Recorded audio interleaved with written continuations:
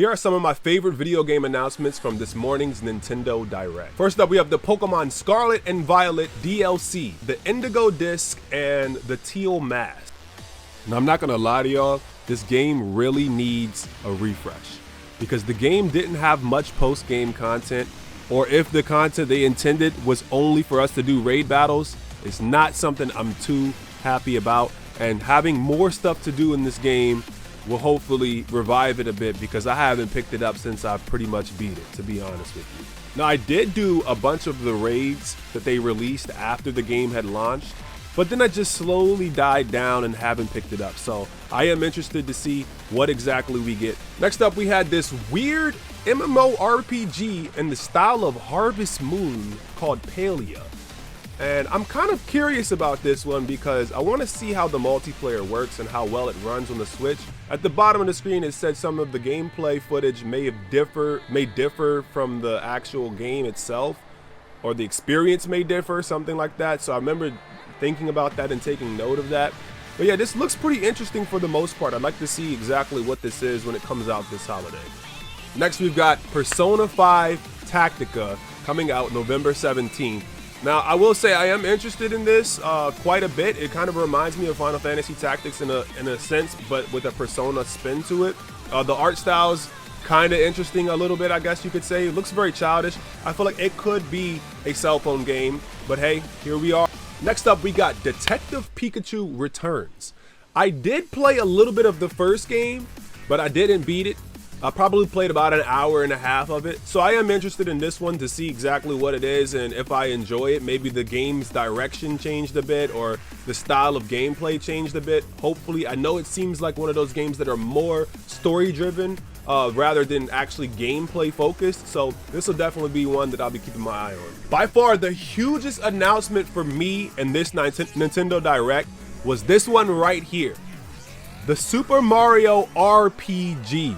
I played this game when I was 6 years old, and to see it be remade is just mind-blowing to me, and I don't remember it.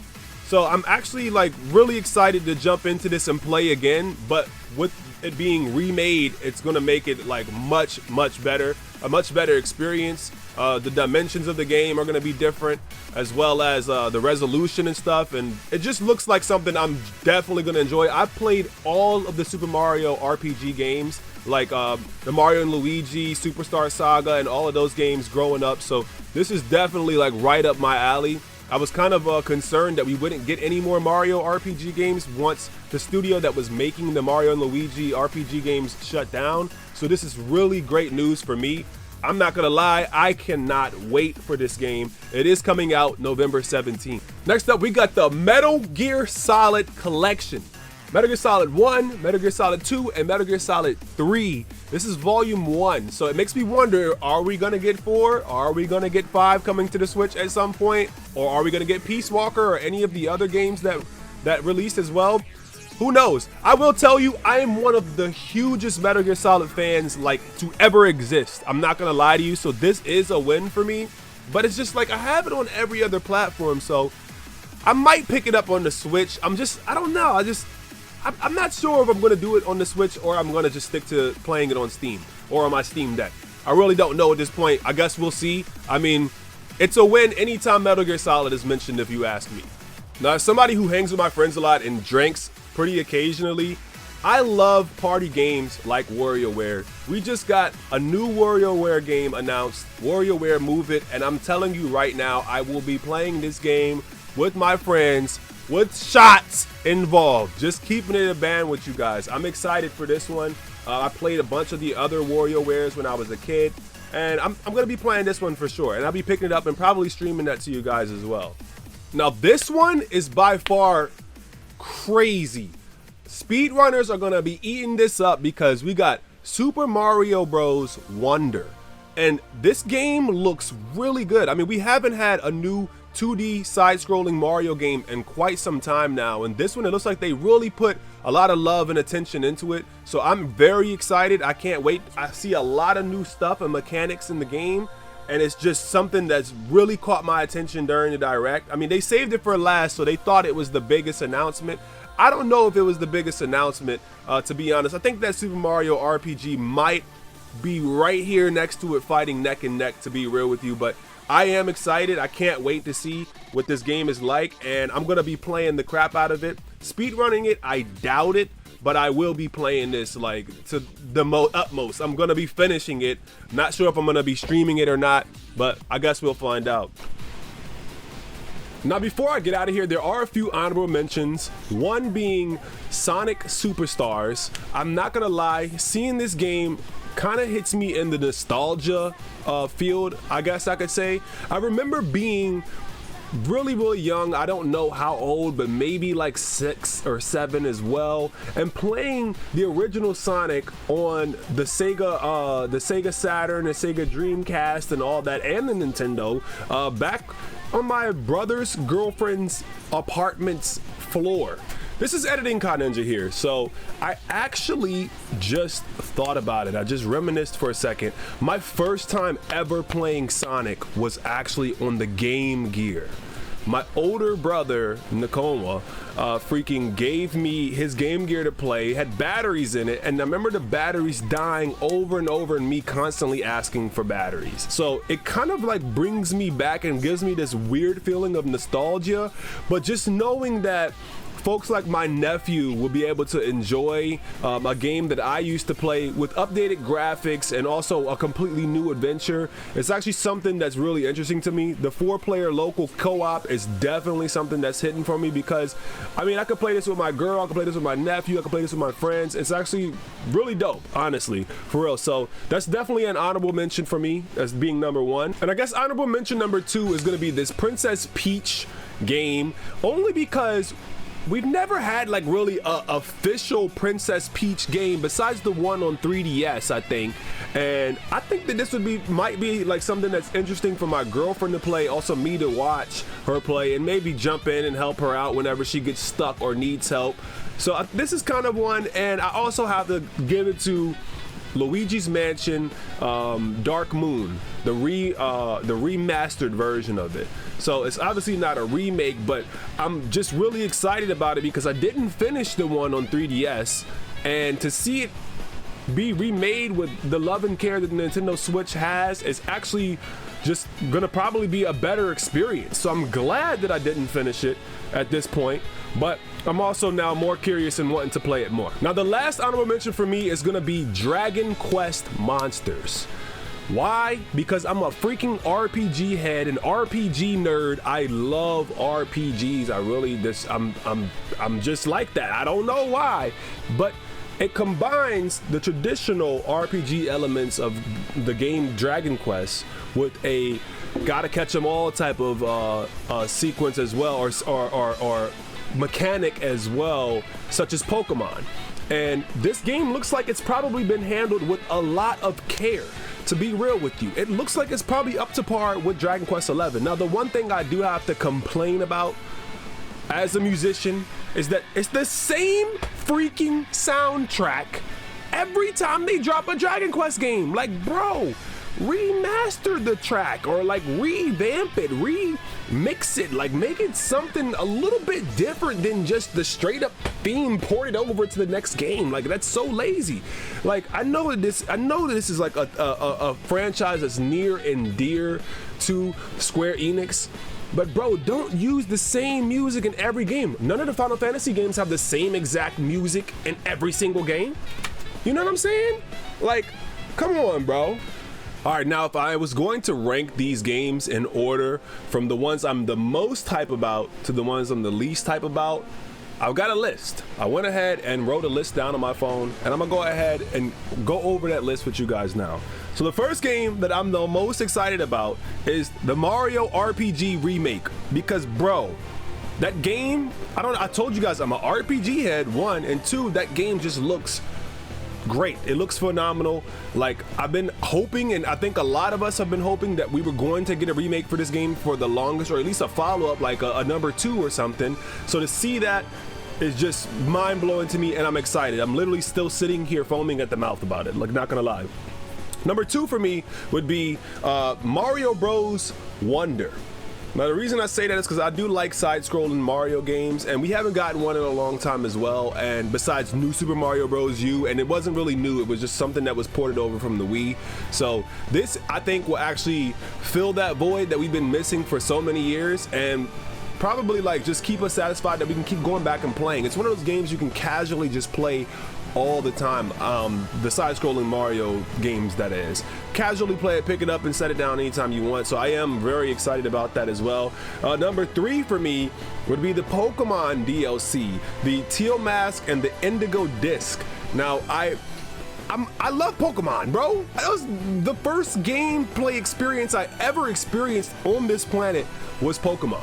No lie. So of course I'm excited for it, even though I know it's going to be half-assed by Game Freak, even though I know it's probably not going to meet my expectations, even though I know there's probably not going to be anything like, I think it's called the Battle Tower. Even though it probably won't have the Battle Tower, I'm still excited for it.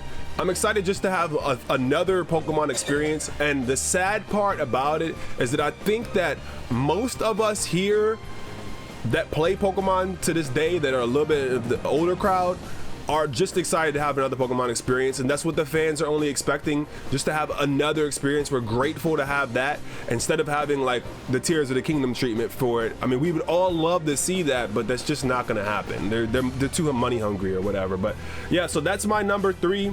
Number 4 is gonna be the Metal Gear Solid Collection for me.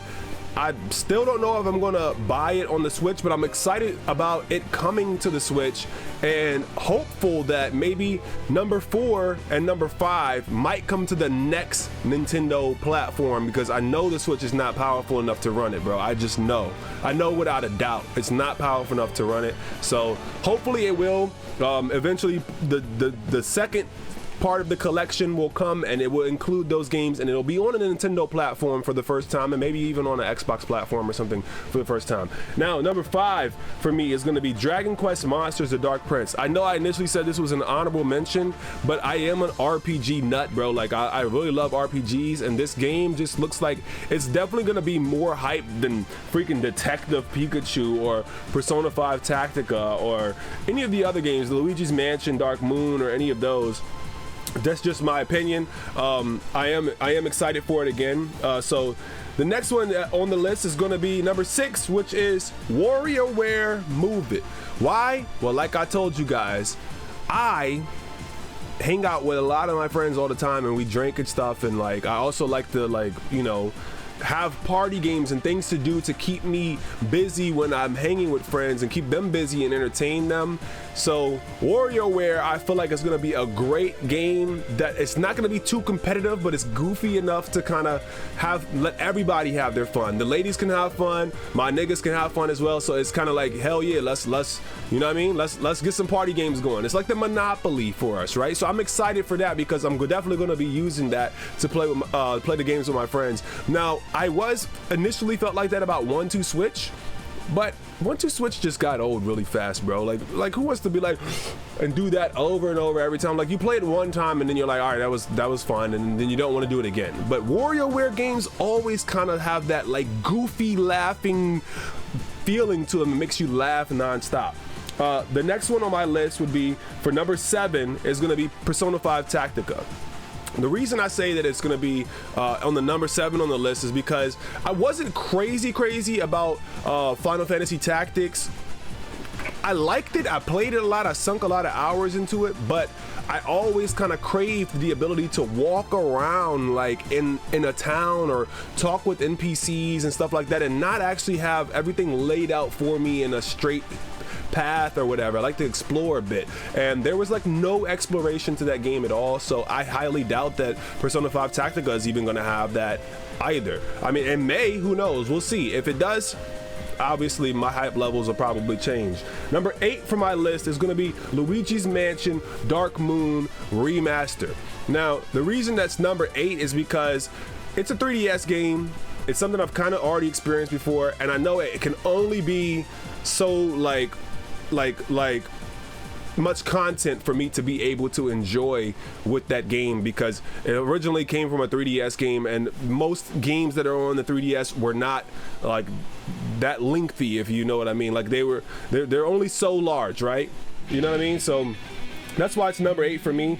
Now number 9 for me would be Detective Pikachu, just because I'm interested, I'm curious. My curiosity has made me wonder, like whether or not this game is going to change up the formula from the original Detective Pikachu, or whether there will be like exploration aspects in it, or any type of like actual Pokemon elements in it besides just being a freaking detective. I know the damn title says Detective Pikachu, but I'd like to see some other type of components to this as well. Maybe include battling or something in the game. I don't know. I'll probably ask for too much. I mean, this is Game Freak we're talking about, but hey, that's just my opinion. Now, number 10 is gonna be Sonic Superstars. Now, I'm not extremely hype about it. I'm not the like hugest Sonic fan. I like more of the 3D Sonic games like Sonic Adventure 2 Battle. That was my shit, right? So that's where I'm at. The 2D side-scrolling Sonic games have never really been something I've play all the way through or completely beat. I've never beaten an entire Sonic 2D side-scrolling game, so that's why I'm not too excited about that. That's why it's placed at number 10. Now number 11 is going to be Princess Peach. I place it at number 11 because it's not really something I'm excited about, but I do want to see my girlfriend play it, and I look forward to the moments where she's like, babe, can you help me beat this part of the game? I'm looking forward to that, and I'm looking forward to making content with her on it, so it is at number 11 instead of 12. Number 12 for me is going to be Palia Online, the MMORPG that's kind of like Harvest Moon. The only reason it's number 12 is last on the list is because I'm not too sure about this game. I did like Harvest Moon. I did like the other series as well, Rune Factory, where it included a little bit of like combat, but I can't say that I've ever beaten or played all the way through those games. I don't even think you can beat them anyway, but the combat system in this game doesn't look like something I can really get into. It's just like you had bow and arrows, like in this Palia game, you had bow and arrows, but what about the rest? No swords, no shields, no magic, no what? Like, what's the deal? If it had those incorporated as well, I'd be down. I mean, what's an MMORPG without combat? You know what I'm saying? But that's my list of why the top 12 games that I really like and why they are numbered the way they are.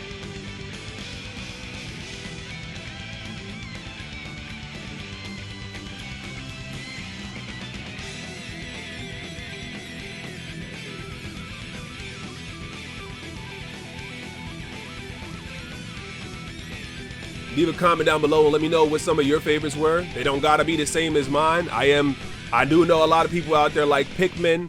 I'm not a big fan of Pikmin, but I've seen people talking about it and getting really hype about it. I've seen people talking about a lot of stuff. What was your favorite game from the Nintendo Direct? Let me know down below. I'll see you guys in the next one. Peace out.